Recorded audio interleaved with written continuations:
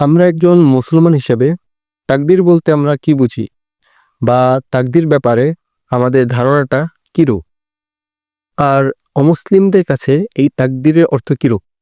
অথবা তারা আমাদের তাকদীর ব্যাপারে কিরূপ ধারণা রাখে? স্রষ্টা কি এখানে আসলেই বিতর্কিত? ভিডিওতে আমি এই বিষয় নিয়ে কথা বলবো। তো আর দেরি না করিয়া শুরু করছি আজকের ভিডিও।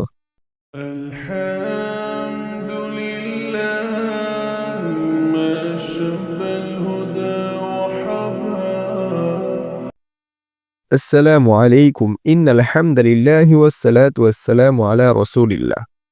তাকদীর সংক্রান্ত অনেক কথাই আছে, তবে মূল বিষয়গুলির মধ্যে একটি বিষয় নিয়ে আমি বলছি। একজন মুসলিম হিসেবে স্রষ্টার প্রতি আমাদের বিশ্বাস এমন যে আল্লাহ যা করেন ভালোর জন্যই করেন, আর যা করেছেন সেটা বহুকাল পূর্বে থেকেই আমাদের তাকদীরে লেখা ছিল। তবে অমুসলিমরা এখানে প্রশ্ন তোলে, ওরা এটা বিশ্বাস করতে চায় না। উদাহরণ দিয়ে বলছি, তাহলে বিষয়টা আরও পরিষ্কার হবে। একজন মুসলিম ছাত্র এবং তার অমুসলিম শিক্ষকের কথোপকথন হচ্ছিল।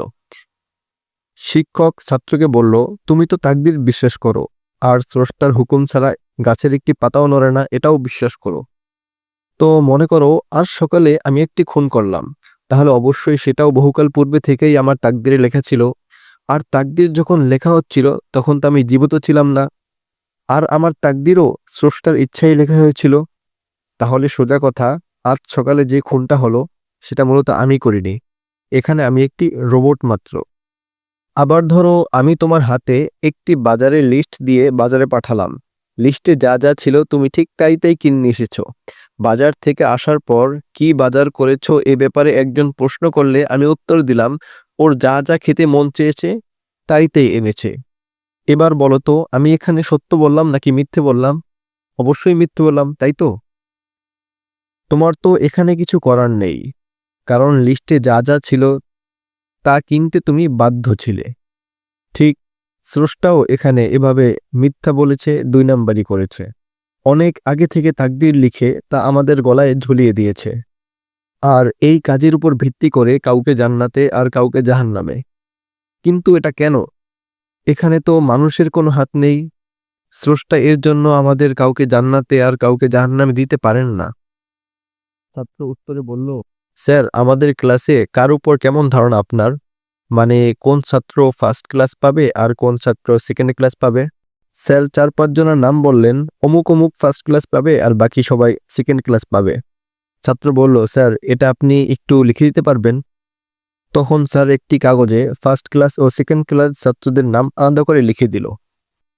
ধরুন স্যার, এরপর আপনার ভবিষ্যৎবাণী সত্য হলো। মানে আপনি যাদের ফার্স্ট ক্লাস বলেছিলেন তারা ফার্স্ট, আর যাদের সেকেন্ড ক্লাস বলেছিলেন তারা সেকেন্ড ক্লাস পেল। এখন স্যার বলুন তো, শুধু ওই কাগজে লেখার মাধ্যমেই কি ওরা ফার্স্ট ক্লাস এবং সেকেন্ড ক্লাস পেয়েছে? না স্যার, মূল ব্যাপারটি হলো আপনি আমাদের শিক্ষক, আমাদের পড়াশোনার ব্যাপারে আপনি জানেন, আর জানেন বলেই চোখ বন্ধ করেই এটি আপনি লিখে দিতে পেরেছেন। আর যারা সেকেন্ড ক্লাস পেয়েছে তারা যদি আপনাকে দায় দেয় যে আপনি ওই কাগজে তাদের নাম লিখেছেন বলেই তারা সেকেন্ড ক্লাস পেয়েছে, অন্যথায় তারা ফার্স্ট ক্লাস পেত, তাহলে তো এটা রং হতো, তাই না?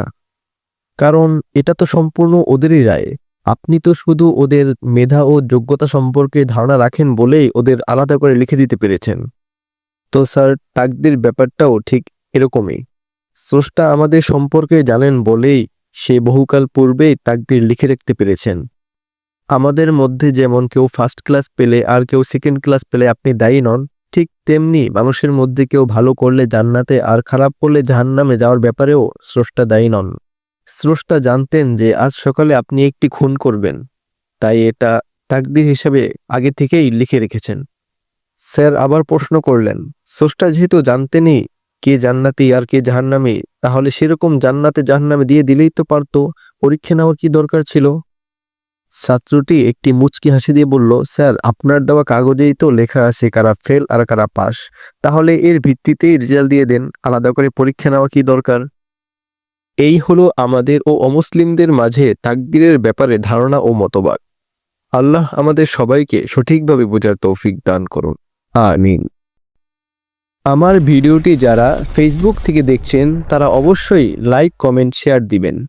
আর যারা ইউটিউব থেকে দেখছেন তারা লাইক সাবস্ক্রাইব দিয়ে আমাকে আপনাদের পাশে রাখবেন। আপনাদের সহযোগিতা আমার অত্যন্ত কাম্য। ধন্যবাদ।